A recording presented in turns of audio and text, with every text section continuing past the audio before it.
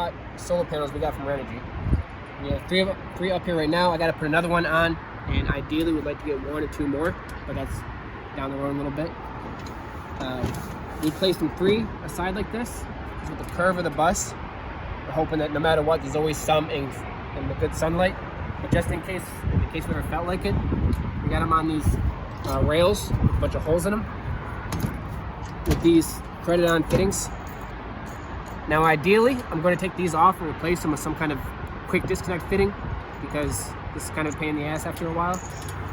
But the idea is to undo it if need be. Leave these 2 on so it can then tilt, and then we can use this to kind of tilt it to the exact height you want to get the best sunlight. These gotta be cut up a little bit. Maybe I'll just drill some more holes in this thing. This way you can be at the exact height you want for all 3 to pitch towards the sun based on where we're parked. We don't know where or how we're going to be parked, but we'd rather have it just in case. And best case scenario, we never have to touch any of it. Worst case scenario, we have it if we need it. But that's the whole plan for up here. Today we got a notification that we can no longer work on the bus in our apartment parking lot, which we've been doing for the past 2 months now. We got away with it for a while, but while Ron was doing some grinding on the roof, the apartment complex came by and said, hey, you can still park the bus here, but you can't do work on it anymore. We're getting a lot of noise complaints. So right now we are in Home Depot parking lot, which we'll be in from now on to do work on the bus. It's not bad. It's about a half mile away from our house. The highway is right here, so that kind of muffles some of the noise. And they said that we could work in the Home Depot parking lot in the back of the lot. So that's pretty awesome. So right now we're just trying to get all of our solar power hooked up so that we can come here at night and work on the bus a little bit, and so that we can have power for some of our tools. So that's happening, and Home Depot will be our location from now on. But we do get pretty little sunsets right from the Home Depot parking lot. Sir Trandell working on the solar panels. Right now, he is attaching all the wires to the panels, which we screwed on a few days ago. And once he attaches all the wires, we're going to drill the holes down into the bus so that we can attach our batteries to the solar panels, so that once we start charging our batteries, we will be able to use power back here and use some of our power tools. To grind the hole in the top of the bus, we used a small angle grinder blade with a bit that was specifically made to attach onto a regular drill instead of using an actual angle grinder. We found this at Home Depot and it was super easy to use.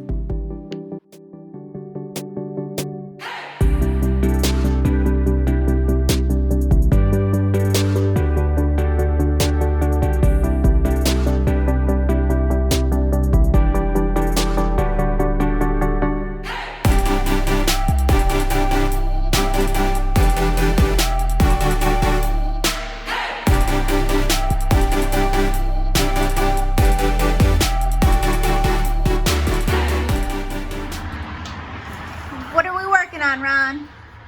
Just trying to wire the solar panels up to our controller over here, and then we'll wire the batteries to the controller. Power is coming. This is we bought the Renogy setup. As you can see here, it's all pretty self-explanatory. So the solar panels go in here, the batteries go in here, and the load comes out here. This is only temporary. We're just trying to get power in the bus in the meantime. Yeah. Woohoo! Late night in the bus. Ron got our solar hooked up, and we are actually charging right now from the streetlights. Woo! Solar power. The next day, we realized that the solar panels weren't as secure to the roof as we thought they were, so we just had to take a couple extra steps to make sure that they were nice and secure.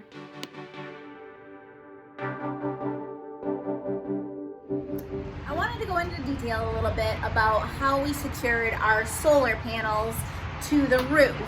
A, because we got the Renogy solar kit, and they only came with regular screws, which didn't really hold as well. So instead, what we did is we got washers and bolts and decided to re-screw everything down and put tar in the holes also, so that we make sure not only our solar is completely fastened to the roof, it's not coming off when we're driving on the highway at high speeds, but also we used tar in the holes to make sure that nothing is going to leak inside of our bus. There isn't going to be any kind of water leakage, and we're not going to have any problems down the road.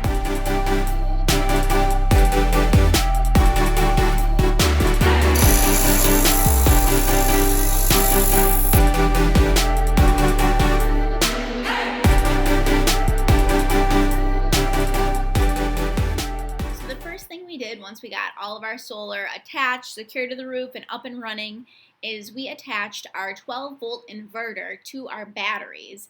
And what this did is it allowed us to convert the 12-volt batteries into 120 volts of power, so that we could plug in our power tools and use the inverter just like a regular outlet that you would at home. As a part of our solar kit, we also have a DC to DC converter, which allows us to charge our solar panels directly from the bus engine when it's running. We also decide to buy a battery charger that will charge our lithium batteries if we decide to hook up to shore power at any time. So basically, this just gives us a number of different options and ways that we can charge our lithium batteries to make sure they're always fully charged. Not sure if I mentioned this or not yet, but we do have 400 amp hours of lithium batteries on the bus. We decided to go with lithium batteries because although they are a little more expensive, the cool thing about lithium batteries is that you can drain them to absolute zero. If you have lead acid batteries, which is something I learned along the way, lead acid batteries, you cannot drain the batteries past 50%. Otherwise, the battery is null and void. It is no good. So that's why we decided to go with lithium, something that I have learned a lot along the way. And for this video, I would love to describe everything step by step, detail by detail, with you how we did our solar system, but the truth is the whole solar electrical system is still a little outside my depth of knowledge. I have learned a lot of information about solar and electrical through this whole process, but it's pretty much been Ron the whole time, setting up the system, getting everything running, and he is the expert. So he's been working a lot behind the scenes, either while I'm working on small projects or not recording everything. So this is just a quick glance at our solar setup and just little tiny pieces of what went into it. I have included links in our bio below to all of the solar setup that we have, including the solar kit that we bought from Renogy, the extras, the batteries that we got from Amazon, and I think the extra charger that we got from Amazon as well, in case you want to check any of that out. So far, we have had no problems, and we absolutely love our setup. We haven't been able to use our tilting solar panels yet because we're not on the road, but I look forward to using those and seeing how much more energy we can bring in. Always, thanks again for following along. Make sure you hit that subscribe button because it really helps us out and helps us follow our dreams and keep growing this channel. Until next time, have a fabulous day.